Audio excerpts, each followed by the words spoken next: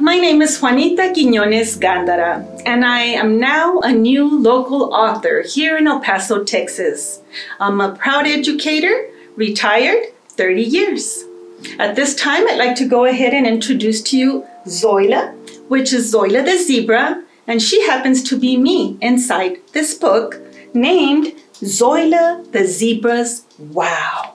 Wow stands for words of wisdom. And what are they? You're about to find out. You see, this book is about Zoila the Zebra, where it talks about her being born in Juarez and then raised in El Paso. Thanks to the sacrifices of her parents, which you'll see here as well, she comes over the bridge of the Americas, and then she becomes a resident. Once she's in El Paso, she starts to wonder, oh my gosh, are they gonna bully me? Well, that's when she starts brainstorming her 5 wows. And the words of wisdom that she shares with you are entailed in this book. And they are, for example, the first, treat others the way you wanna be treated, the golden rule. And then wow number 2 is be your best self. Number 3, if you feel angry, stop and think. Number 4, communication is key. And 5, be a good listener. Now, if I were you, I'd stay tuned. All right, guys, we're back in El Paso. We have now met Zoila the Zebra, and now we're gonna get to know Juanita a little bit better and the journey of how she got to being an author and having this kids book out. Juanita, how are you? I'm doing great. Thank you so much. Thank you for being here. Juanita, tell us a little bit about your journey as a person coming to the United States and how that has impacted you, how it got to your career and everything that has led you to writing a book now. Wow, that's an awesome question, but careful with the answer because it's pretty entailed, okay? Well, I believe that I'm one of the fortunate ones. I call myself lucky ones. But at the same time, fortunate enough to have parents like the ones that I had, which were hardworking, humble, and kind. And one of the things that I give my mother the most credit for is having made all the sacrifices she did to make sure that we became residents so that we could come over to this awesome country and realize our American dream. So the impact that my parents' hard work, dedication, being kind, you know, all embedded into my brothers and sisters really did make an impact on all of us. We are all professionals, and I am proud to tell you that I'm a retired counselor, educator, if you will, after 30 years. And so how did it impact me? It impacted me in a very huge way. Yeah, and that's a story that is so local. I mean, it's something that I myself associate with first generation to the United States as well.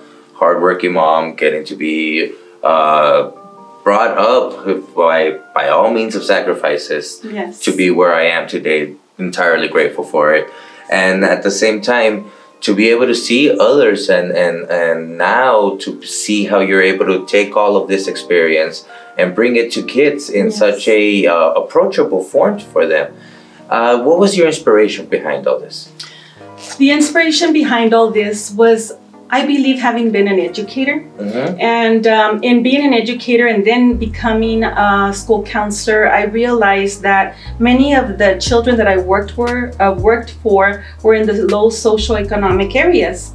And I could always envision myself amongst them, you know. And I have always believed in having children really believe that when I tell them you can be anything you want to be and dream up a dream, boys and girls, otherwise you're not going to have a reason to wake up in the morning. I could see myself, you know, in their little eyes. I could see that they needed to be inspired. And now that I'm in a position where I'm an author, and I not only want to encourage them to be what they want to be, but I want them to really dream about being an author now. You know, before I didn't have that, and as I got older, that opportunity came my way in the most miraculous way. And that's another story for another day.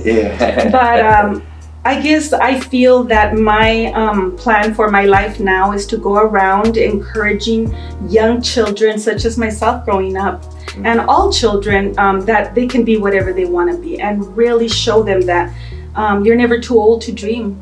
Right. You know? So has this been a dream of yours to be an author? You know what? It has become that. I actually tell everyone that I'm living my second dream today.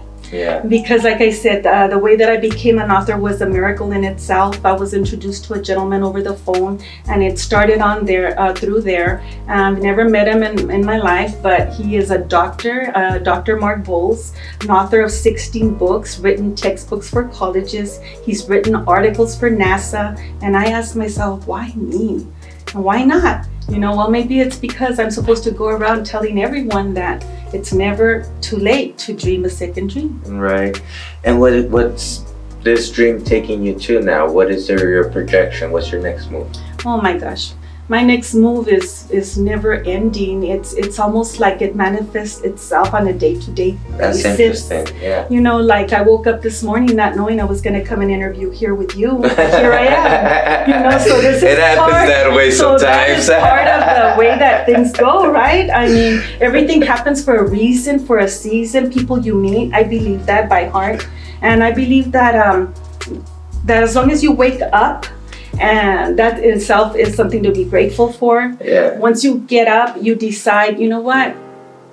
Guide me. That's my prayer every morning, guide me. And that's what I do. And I get phone calls, I make phone calls, and then before I know it, I'm at this school, I'm at that school, and it's been really an awesome journey. I can't tell you how grateful I've been. Tell me the most memorable experience of going around and talking to the kids now as an author.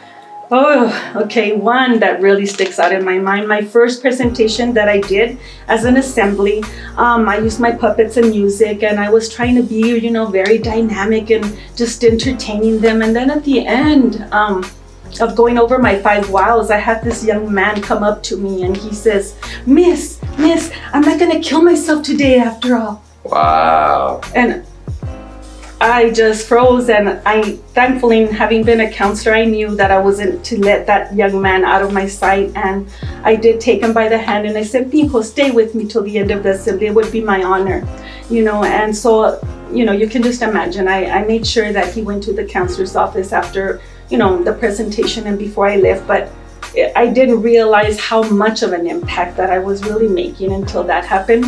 Yeah. As a performer, if you will. And so now I'm more, you know, my eyes are even more open now. Yeah. And it was just something that came up and I didn't expect that. Yeah, that's gotta be a great drive behind it all. Oh yes, definitely. And I'm just very, very happy to be doing this, honestly. Of course. I feel like I'm touching a lot of lives. And so now we have a second edition. Yes. Yes, I'm laughing because, see, that's what I mean. I didn't realize Armando was feeling so left out that we had to, may I switch? Yes. That we had to come up with a book for him because he's very sentimental, and he was feeling left out. And so we decided to write the book called How to Stop Armadillo Tears.